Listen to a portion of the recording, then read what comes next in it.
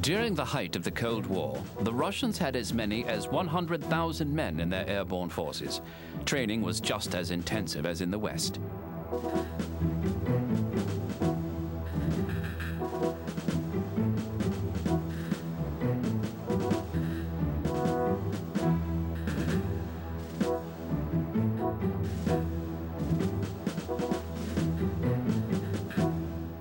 The Soviet forces were designed for deep penetration behind NATO lines. In their exercises, they focused on disrupting Western armor, which they faced across the inter-German border.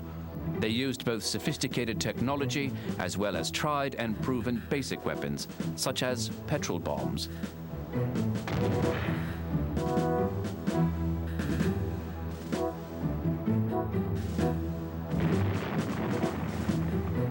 The Spetsnaz forces were the elite of the Soviet airborne forces. Their primary mission was to be flown far into Western Germany on harassment missions. They would expect to be as far as 300 miles inside Allied lines and to be able to fight on their own for an indefinite period of time.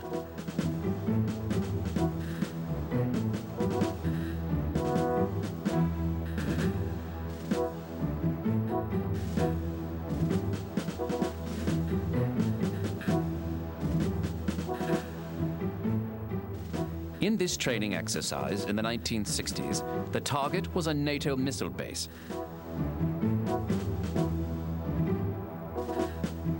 Pathfinders would land first at night and sneak up on the Allied facility.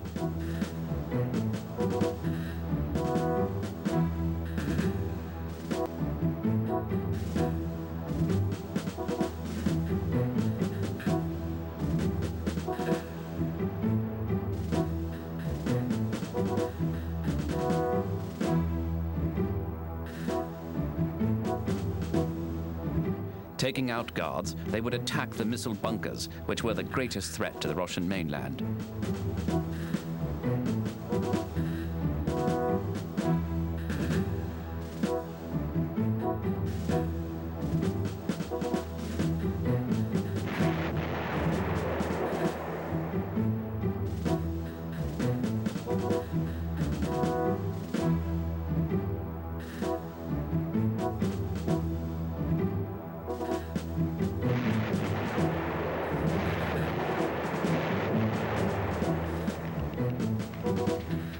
If the Cold War had ever heated up, this scene could have been played out from Germany to the British Isles. After the initial surprise skirmish, Soviet doctrine called for a main body of paratroop forces to drop.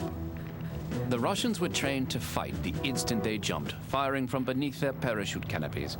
It was a policy using brute force with little regard to taking casualties. World War III would have been a bloody affair.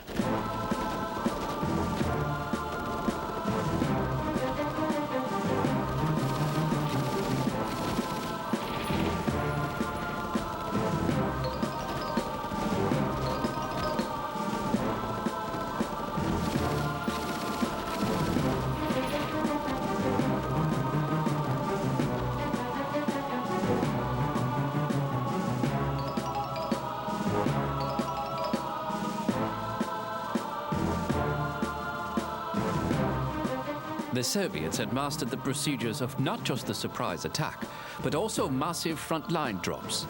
They were early innovators of heavy lift transports and were capable of dropping large amounts of artillery, armor, and men onto NATO positions.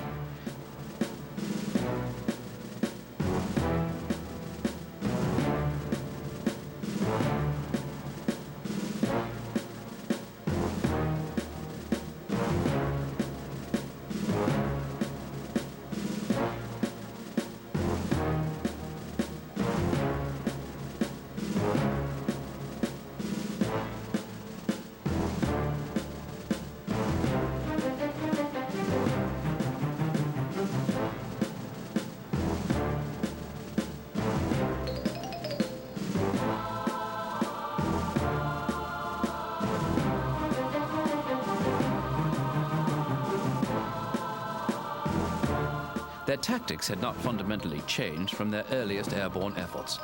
Deploy large numbers of men to quickly overwhelm any opposition.